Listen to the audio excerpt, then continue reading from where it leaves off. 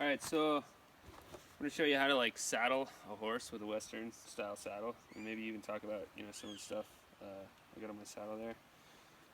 So basically, kind of get all this stuff out of the way first off. Just kind of make sure everything's as it should be. I probably could have stored this thing a lot better. Well, anyway, so make sure everything's all like where it's supposed to be, and I kind of like to get everything kind of situated a little bit, something like that. So I got the saddle in my left hand, holding it kind of underneath the gullet here, and so then this part kind of rests up on my hip. You can kind of carry it around like that pretty good. And so I got my pads obviously right here, pad and a blanket. It's just a wool pad with a cutout here. I put it on backwards. That was pretty awesome. So you got to cut out right like that, and get that straightened out.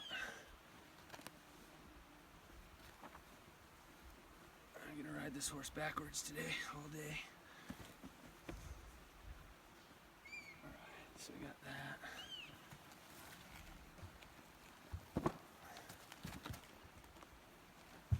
Get that blanket about where you like it. And just smoothing it out. This pad's been on this horse for a long time, and this blanket too, so it's pretty good contour. So then, next step, you grab this back here on the cantle with your right hand. And you switch to this side. You're gonna grab this up front, up here, and then just kind of, I like to almost step toward his shoulder a little bit, but go down, up, over, set it on there pretty nice. Kind of, you can kind of straighten some stuff out here. I'll go back, usually to the back. Make sure that the seam in this skirt and the seam in this pad are lined up. So move that over like just a little bit. Got enough room here. This is pretty good. I'm gonna scoot this up forward just a little bit. So I mean, I know this saddle, I know this pad, I know how it fits. So I'm happy with that. And then drop some of this stuff. Okay, go over to the other side just to make sure it's not, tangled up. Just make sure everything's kind of as it should be. Yeah. Okay, so everything looks good over here. So I'm going to come back over to the other side. Okay. Cinch first, always.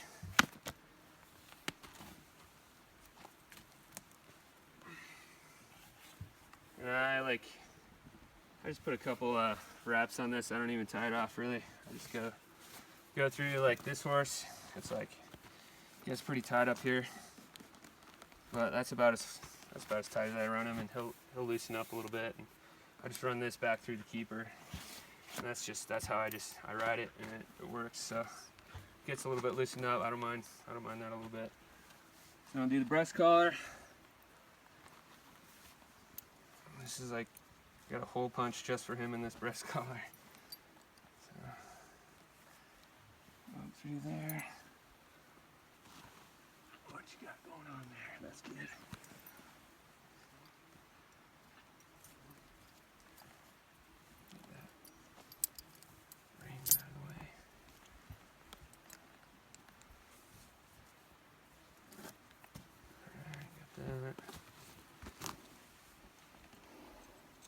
This one, like some guys really don't like rolling with these in the backcountry. You can get a stick caught in there. Yeah. Anyway, I have it on this setup right now. I haven't really needed to take it off yet. Okay, so that's pretty much good to go. And then while I'm here, I might as well just be like, put a bit in his mouth. So basically, undo your bridle. And a lot of these horses, you want to get in the habit of untying them when you're going to put a bridle on them. Some of them will like pull back real bad, and if you're on like a hitch and rail like we got over there out in the back country, tied up with little bit of rope, you know, that can be a bad thing. So yeah, you want to get in the habit of untying him. This guy, I hardly ever untie this guy just because I know what he's all about. So I'll come up on his left side, you know, like that, kind of just holding this bridle up. I got like some split reins on here, but I just put that around. And so the first thing you want to do is you want to catch his chin. So catch his chin like that, okay? Got him, right? Then you want to get your kind of forearm between his ears, kind of like that. And so that's how you're going to hold this thing. Sorry about this kind of in your eyes. And then you're going to hold it kind of something like that. Something like that's about how I'll hold it. And then I get your thumb in his mouth. He has a pretty, he's kind of difficult to get his mouth open sometimes. So I actually play with the front of his teeth a little bit more, and that seems to work on him. And he hasn't bit me yet, so there you go, come on.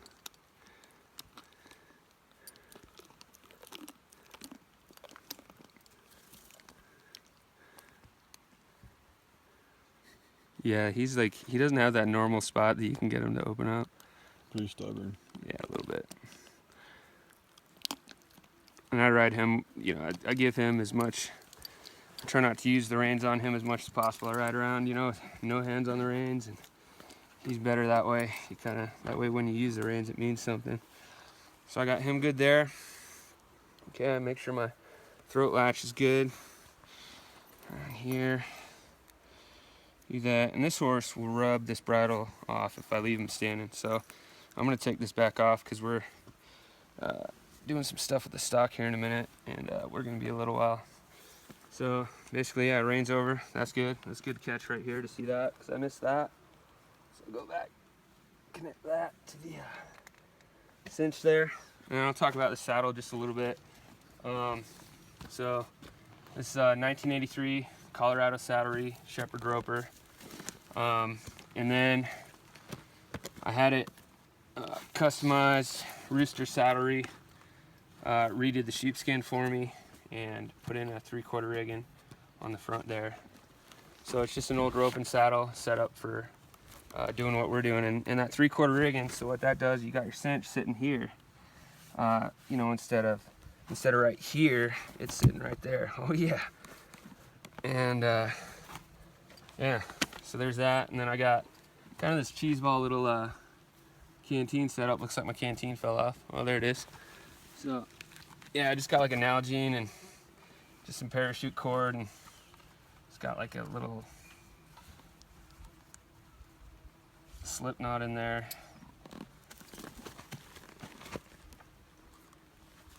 Something, I don't even know what that's called, but it didn't work too good because it obviously fell off, but I'm not gonna mess with it for a minute. So that hangs off, and usually, you know, you can tie it up with these Latigo strings here, so I'll have that hanging out, you know, something like this. I've usually got it on the offside, so I don't tie it up here. But there's that, and then the other cool thing, I learned this recently, is that you can put your rope up using those strings on that saddle. So something like that. You just put that, pull a loop through, tie it up. I like a quick release, so I'll just put a loop through there, tighten that up, get that to where it's like pretty good, right? And then you can kind of adjust the length on that. Tag in down there, and then this all just comes right back out if you pull the right one. And yeah, it's a pretty handy way to do that. I like that a lot, instead of, you know, going up on the saddle horn like a lot of guys do, you know, like that. I mean, that works. I did that for a long time, but I just like this other method a little bit better. So yeah,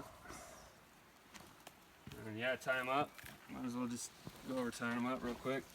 So this is a toughie. So I go in a clockwise motion, clockwise around the tree, cross those ropes like that, do a clockwise half hitch, and then just bring a loop through, and you're good. And since this guy's learned how to untie his ropes from me teaching people like this, I just pull that tag through. And that's it. I think we covered just about everything there. I can do just taking a bit out. You know, so he's gonna rub his head on this tree like as soon as, if I walked away from here, he'd do that. So kind of get your reins out. Got my throat latch undone here. Just gonna ease it up over his ears, and I'm gonna let him kind of drop it out of his mouth. Yeah, you just spit it right out. And so yeah, to put those away, I just go loop with the reins, back up over the horn, and then just put like a quick release in there, something like that, or even just an X is fine too. And that's just easier. And then I got a rein slicker on the back here, just tied in. Don't use that much unless I really have to, but sometimes it's nice to have. And I got a scabbard, and yeah, it's just like, you know, obviously just taking the rifle out, and that just goes in, and you know, that just kind of hangs out. A lot of the times when I'm leading a string, at least lately, I've been leading with my left hand because I got this rifle on my right hand side of my saddle, and sometimes lead ropes are like getting caught in here, getting caught in there, and it's just less catching if I do that from the other side. And there's that water bottle keeper over here. And this is like one of those things, like I drink when we have to stop, you know, like drinking out of these on the saddle when you're riding is really a pain in the butt. But it's good if you're stopped, you know, stationary. And that'll hold it. It's pretty good, you know, walking around and stuff. I got this little keeper I use for whatever, you know, if I'm really worried about that getting out of the way. I'll just back.